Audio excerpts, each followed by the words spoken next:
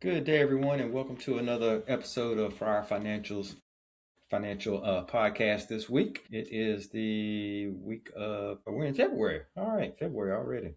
Wow. First week. First week, time is flying. Time is flying. Christmas before you know it. So y'all get those savings accounts going. I know that's All right, as usual, I'm Marcus Fryer and here with Jeffrey Campbell. And what we do here for our financial is we help mainly two groups. Henrys, as the acronym is in our world, Henrys are high earners, not rich yet people. So we want to help them grow wealth. And then we have our pre-retirees and retirees we're trying to help design them a work optional lifestyle. That's the goal, is for you to walk into retirement and you work when you want to, just to kind of keep your health, keep your mind. So that's our goal here. So in doing so, we like to cover three things here on the podcast: markets in motion first, finance in focus, and then we pivot to our wealth wisdom corner, where we hope to really share some strategies that can help people grow their money, protect their money, and just live the life that they're looking forward to. So without further ado, we will get started with markets in motion this week. Jeff, take it away. yeah. Let's start us off. Markets are waking up with a wave of activity from a historic sell-off in precious metals, the major moves in AI, global manufacturing, and central bank policy. We're seeing a lot of activity going on in the markets. U.S. equities ended last week mixed as kind of investors digest the Fed pause and lowering the rates and a heavy slate of company earnings report, as well as fresh inflation concerns. So a lot going on this week. And then with AI investment accelerating and a packed economic calendar ahead, this week is setting up to be a pivotal one for the market. As we kind of dive deeper in that, kind of touching back on U.S. markets ending in mixed reviews as the investors digest earnings and the Fed hold. The S&P 500 is up 0.34% and briefly touched 7,000 for the first time. So Nasdaq was down 0.17% after a weak mega cap tech earnings report, and then the Dow slipped a little bit as well, and that's down 0.42%. Excuse me today. And then, like I said, Fed, they decided to hold rates at 3.5%, the 3.75%. This was the first pause since July after three straight cuts. And the market didn't react to that. So we didn't really see much movement in the market because of that. And then we have the next meeting set for mid-March to see if they stay in that kind of wait and see mode. That'll be interesting, Jeff. There's a lot of pushback there, Hmm. especially coming out of all places, North Carolina. Mr. Tom Tillis, who's already said he's not going to run, but I don't know if you saw that, but he made a comment that he would not vote for the next Fed chair unless the administration removed the lawsuit against Jerome Powell. So politics hard at work here as well in this Fed fight and fight over rates and where we go next. So be quite interesting to see what that mid March meeting looks like. And like you said, and you're going to get into it a little bit here in Finance and Focus in terms of a lot of the data that will be digested, and that the people are trying to we're always trying to get ahead of the curve and digest this data to see if we can predict what the Feds will do. So let's now let's jump into Finance and Focus and talk about that a little bit. Exactly. And like you said, that's very uncharted territory for us. We've never really seen the Fed and the current administration go back and forth in this manner. So we'll see where that goes. So like I said, after holding rates steady, the Fed is in that wait and see mode. And like Marcus said, the markets are looking for clues on whether the easing resumes this spring. So they're looking at all the data possible. So Monday, some things that we got reported. We got auto sales and IS manufacturing. Tuesday, we got the December job openings. Wednesday, the ADP employment report, and then on Thursday, the weekly jobless claims, and then on Friday, jobs reports, consumer sentiment, and then the consumer credit. And then each of those, as they release, will help shape expectations for the March Fed meeting. So we'll be looking at all that data to kind of see what we can pull from it and gain any information we can regarding that March Fed meeting, like Marcus was saying. Okay, yep, good. I think we got another big earnings week. Some heavy hitters reporting. Who we Mhm. got this week reporting earnings? So we got Monday, Disney, Tuesday, AMD, Merck, PepsiCo, Amgen, Pfizer, and Chubb. On Wednesday, we got Alphabet, Eli Lilly, Uber, Qualcomm, and Boston Scientific. Thursday, we got Amazon, ConocoPhillips, Bristol Myers Squibb, and then Friday we got Philip Morris. So a lot of the heavy hitters reporting their earnings this week. That'd be interesting because you know that Amazon just came out with that big layoff. So Hmm. it'd be interesting to see their earnings report coming out this week on Thursday. Let's pay attention to Yep. that. All right, what else we got? AI and consumer staples. What's going on in that space? Yep. So AI linked names face scrutiny after last week's mega cap miss. And then the healthcare giants, they all set tone for defensive position. And then we got consumer brands that are offering insights into the pricing power. So that's all interesting stuff going on in there. Yep, And yep, yep, then yep, yep. So yeah, that'll set the as always, like you're saying, Jeff, that consumer spending kind of tells us what people are thinking. So exactly. yeah, we'll see what they're spending on clothes and things of that nature. So all right, so close us up. What we got going on this week? Yep. So as we head into the week, the story is all about balance, and that's balancing the strong U.S. equity momentum against the rising global uncertainty, and balancing the Fed's pause against the dense line of economic data, and balancing the AI-driven capital cycle against signs of cooling in parts of the global economy. Earnings from some of the world's most influential companies will help clarify sector leadership, while Friday's jobs report could reshape expectations for the Fed's March meeting. And then for investors, this is the moment to stay focused, stay informed, and stay grounded in the fundamentals that matter the most. The signals are there. You just got to know where to look. Yep, yep, yep. That's it in a nutshell. You just Hmm. gotta kind of digest all this information. All right, that was a great recap on what happened last week, what's going on this week, and it is time for our wealth wisdom workshop area. So we're gonna change up a little bit. You guys gonna want to stay tuned. This is gonna be a five part series here, so you're gonna need to tune in each week with us. So we're going to start this 5 part series. We'll talk about how you create a tax free retirement. And so we're going to go through the tools you need. And then finally, on the fifth session, we'll give you that example of how that actually would take place. But to get us started, one of the tools you're going to need is a Roth IRA. Today, we're just going to focus our attention on Roth IRA. The other things you're going to need will be a traditional IRA or a traditional 401k, your tax deferred bucket. You're going to need a taxable investment account, a brokerage account. We'll talk about that. You're going to need that health savings account. That's going to be big to as well as this 4 part construction that we'll put together to help you create that tax-free retirement. So without further ado, let's get started, and let me get a screen up here on the Roth strategy and what we're going to do with these Roths. All right. So first, Jeff, spring to the people. What actually is a Roth IRA?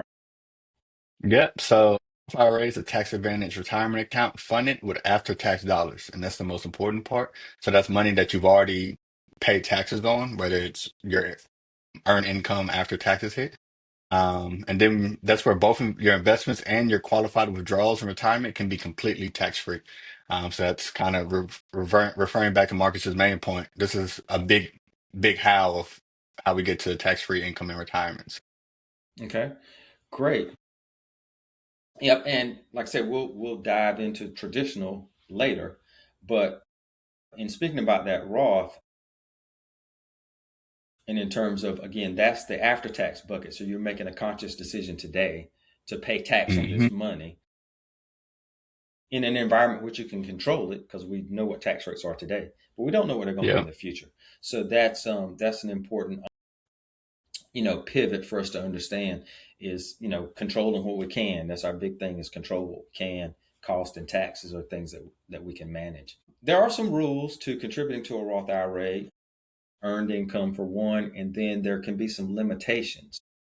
So sometimes people's earnings, the Henrys we're talking about, their earnings may go beyond what the IRS allows them to contribute, but they can get around that in a couple ways. First, we'll talk about the designated Roth account that is in your 401k. Jeff, Hmm. inside of a 401k, assuming your employer's plan is set up this way, people really have two options inside. So, Ken, let's talk about that a little bit as well. What they're doing inside of that 401k first. Yep. So you have the traditional money, which is your pre-tax money inside your 401k. And that's money that's donated usually straight from your employer and withdrawn from your paycheck that week. going straight into your 401k at a certain percentage.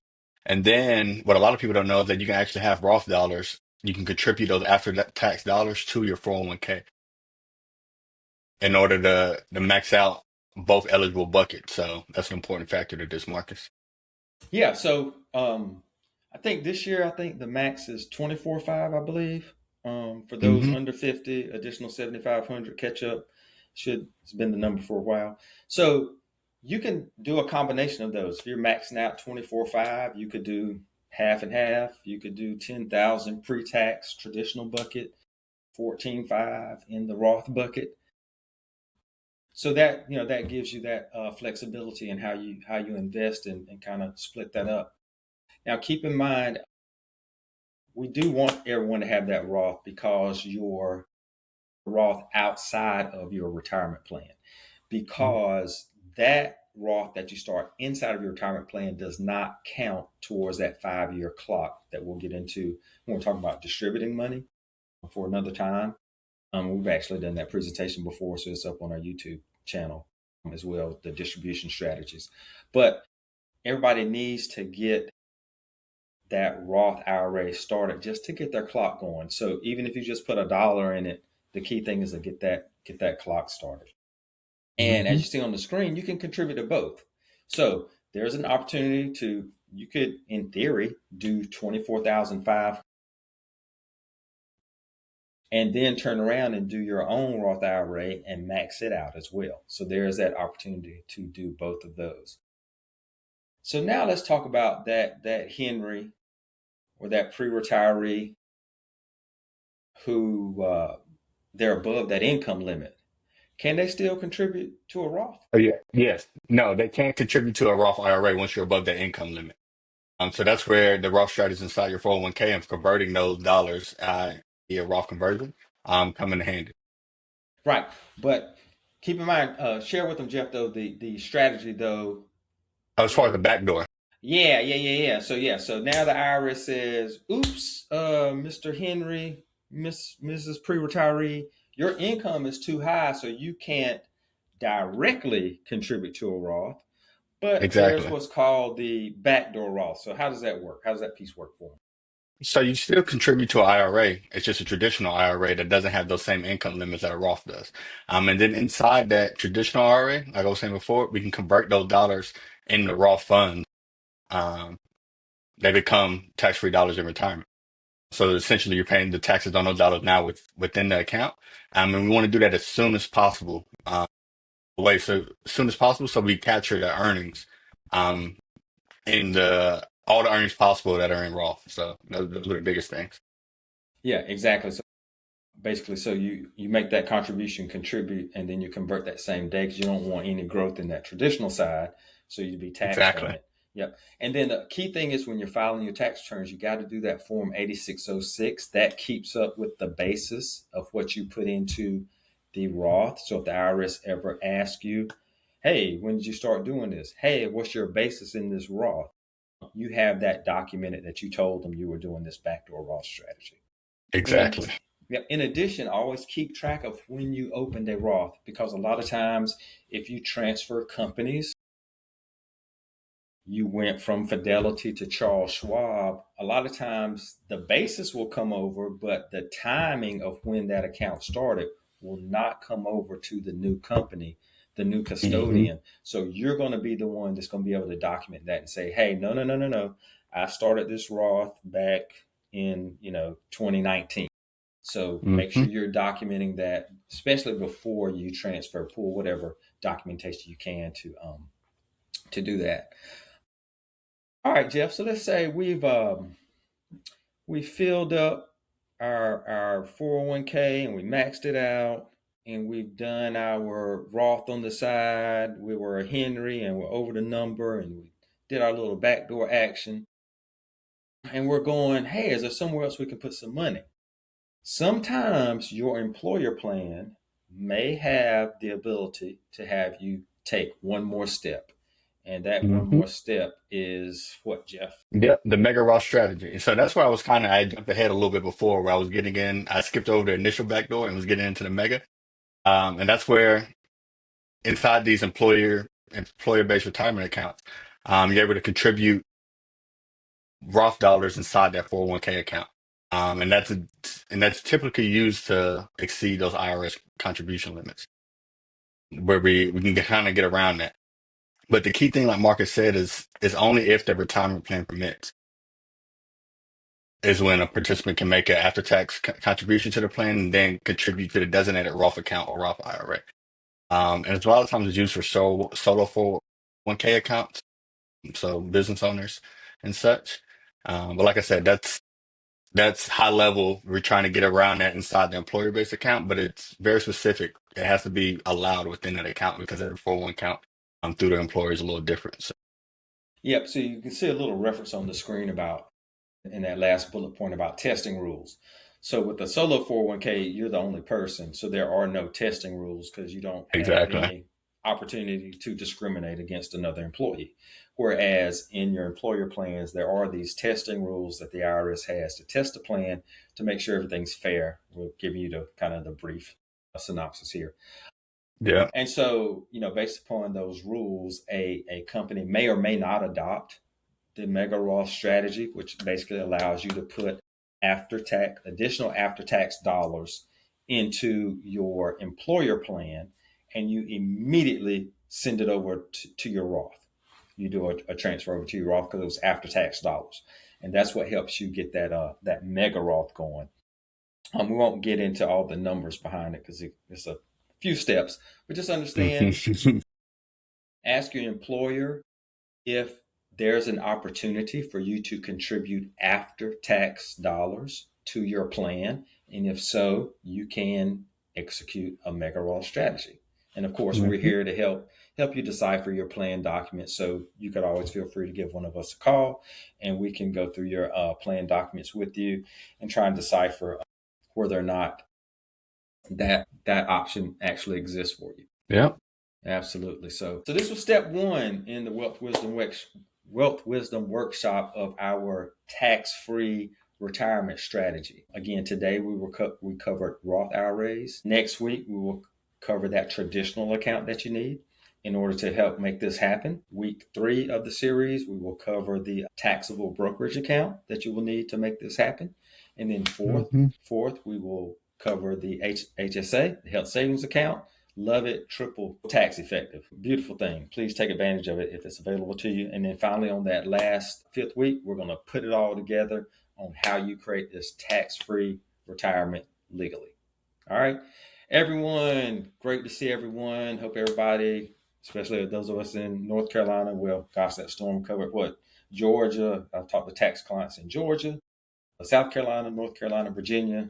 So that whole East Coast got swept up. So if you're in one of those states, hope you're safe. Hope you don't have a little bratty daughter like I have that's out in Houston, Texas, sending you pictures of her swimming pool at her apartment complex. I shared that with Jeff earlier today. That's why he's laughing. She's in sunny Houston while we're out here freezing. But at any rate, this will wrap it up for our financial forum for this week. If the information has been helpful, please sure to pass it along. Like the video, subscribe to the channel, share it with your friends. We got to get this information, this education out here to the public. So, till next week, we will see you. He's Jeff, Marcus, call us for our financial last bit. I need to add this week last week we were approached and we are now on the Fee Only Networks website. So we're again recognized because we are fee only advisors. We don't have any products to sell. We don't sell anything, no commissions. We're independent, so we have no quotas. And again, that's the way to go. Go to NAPFA, National Association of Personal Financial Advisors. That's where you can find fee-only advisors. There's only about 400 to 600 of us in the country out of the 105,000 CFPs in the country. So 95% of us are still pushing product, good, bad, or indifferent. People got to make a living, I guess. We choose to do it a different way. And that's that piece. We're on the Fee Only Network as well. Like I said, just join that. They got a really neat website, some videos of talking about fee only advice, things of that nature. So really cool information. We'll have some more content pushing out on our YouTube channel as well with YouTube shorts, things of that nature. And then also check out Jeff and I's Instagram pages as we will also put more information out there in another format. So we got a lot of content coming to you, multiple ways. Feel free again to share with your neighbors, friends, family. Make sure we're getting this education out there. All right, until next week, y'all. We'll see you. Again, I'm Marcus. He's Jeff. Until next time, y'all have a good one. Take care.